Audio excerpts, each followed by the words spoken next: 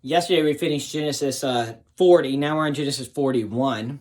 Just a reminder, I'm just filming these all on Saturday morning so I can just post them throughout the week. Genesis 41 is more of Joseph's dreams. It's a little longer chapter. I don't know if we'll make it through today or not, but let's see. Genesis 41. Let me get back to the beginning in my notes here. Now it happened at the end of 2 full years that Pharaoh had a dream. And behold, he was standing by the Nile. Now this is 2 full years since the time when he interpreted the chief cupbearers and the baker's dreams. 2 full years after that. Verse 2, and lo, from the Nile there came up 7 cows. This is Pharaoh's dream. 7 cows, sleek and fat, and they grazed in the marsh grass. Then behold, 7 other cows came up after them from the Nile, ugly and gaunt, and they stood by the other cows on the bank of the Nile. The ugly and gaunt cows ate up the 7 sleek and fat cows. Then Pharaoh awoke. He, which is Pharaoh, fell asleep and dreamed a second time. Behold, 7 ears of grain came up on a single stalk, plump and good. Then behold, 7 ears thin and scorched by the east wind sprouted up after them. The thin ears swallowed up the 7 plump and full ears. Then Pharaoh awoke, and behold, it was a dream. Now in the morning his spirit was troubled, so he sent and called for all the magicians of Egypt and all its wise men. And Pharaoh told them his dreams, but there was no one who could interpret them to Pharaoh. Then the chief cupbearer spoke to Pharaoh, saying, I would make mention today of my own offenses. Pharaoh was furious with his servants, and he put me in confinement in the house of the captain of the bodyguard, both me and the chief baker. We did dream on the same night, he and I. Each of us dreamed according to the interpretation of his own dream. Now a Hebrew youth was with us there, a servant of the captain of the bodyguard, and we related them to him. And he interpreted our dreams for us. To each one he interpreted according to his own dream. And just as he interpreted for us, so it happened. He restored me in my office, but he hanged him. So now we have the chief cupbearer telling Pharaoh. Remember, chief cupbearer did not share anything about Pharaoh or anything about anyone about Joseph yet. But now he has. Now the chief cupbearer is telling Pharaoh, hey, I know a guy. I know a man. In fact, he's in prison, but he can interpret dreams. And he has done so in the past. So that's what's happening here. Verse 14. Then Pharaoh sent and called for Joseph, and they hurriedly brought him out of the dungeon. And when he had shaved himself and changed his clothes, he came to Pharaoh. They made him ready to meet Pharaoh. Pharaoh said to Joseph, I had a dream, but no one can interpret it. And I have heard it said about you that when you hear a dream, you can interpret it. Joseph then answered Pharaoh, saying, it is not in me. God will give Pharaoh a favorable answer. So Joseph is saying, this is about the Lord. It's not about me. Joseph is not taking credit. It's the Lord.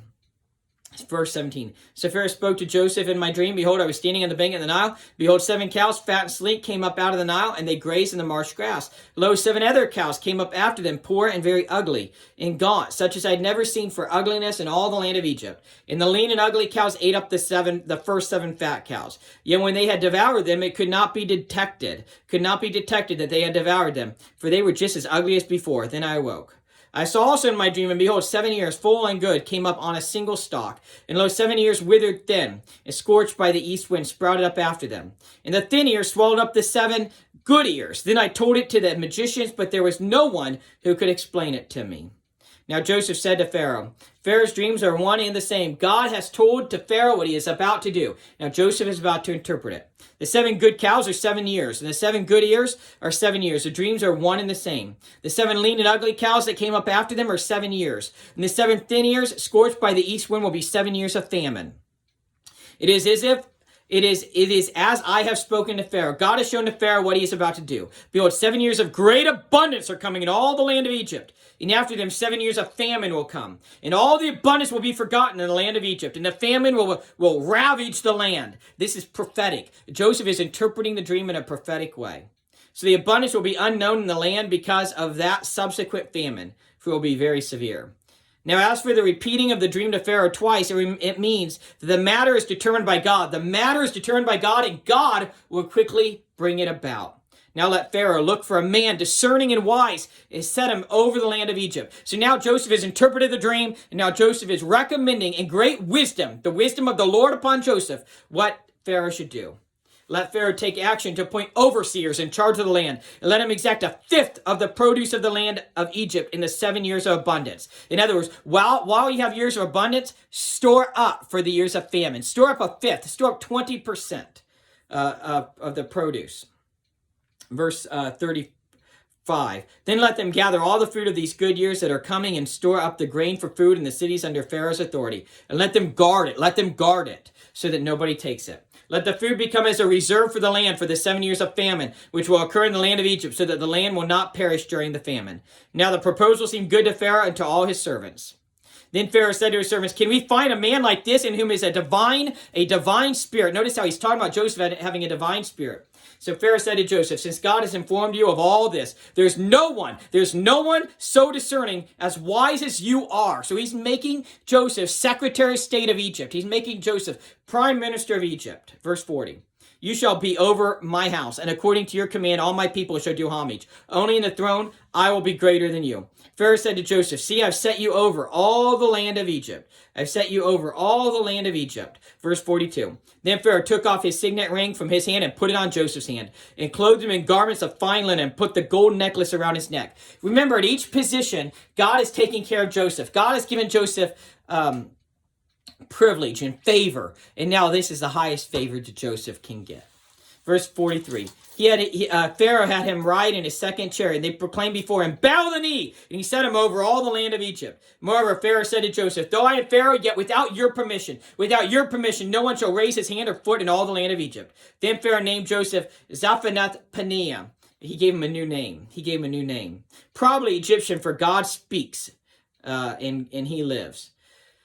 And he gave him Asenath, the daughter of Potiphar, priest of On, as his wife, and Joseph went forth over the land of Egypt. Now Joseph was 30 years old when he stood before Pharaoh. So now he's 30 years old, king of Egypt. And Joseph went out from the presence of Pharaoh and went through all the land of Egypt. During the 7 years of plenty, the land brought forth abundantly. So he gathered all the food of these 7 years which occurred in the land of Egypt, and placed the food in the cities. He placed in every city the food from its own surrounding fields. Thus Joseph stored up grain in great abundance like the sand of the sea, until he stopped measuring it, for it was beyond measure. The sons of Joseph. Now before the year of famine came, 2 sons were born to Joseph, whom Asenath, the daughter of Potiphar, a priest of On, bore to him. Joseph named the firstborn Manasseh, for he said, God has made me forget all my troubles and all my father's household. He named the second Ephraim, for he said, God has made me fruitful in the land of my affliction. And the 7 years of plenty which had been in the land of Egypt came to an end, and the 7 years of famine began to come. Just as Joseph had said, then there was famine in all the lands, but in all the land of Egypt there was bread. They had stored up for the famine. So when all the land of Egypt was famished, the people cried out to Pharaoh for bread. And Pharaoh said to all the Egyptians, go to Joseph, whatever he says to you, you shall do. When the famine was spread over all the face of the earth, then Joseph opened all the storehouses and sold to the Egyptians, and the famine was severe in the land of Egypt. The people of the earth came to Egypt to buy grain from Joseph, because the famine was severe in all the earth. So now we saw God bless and take care of Joseph, and God bless and take care of Egypt through Joseph. That's all for today. Have a good day in the Lord.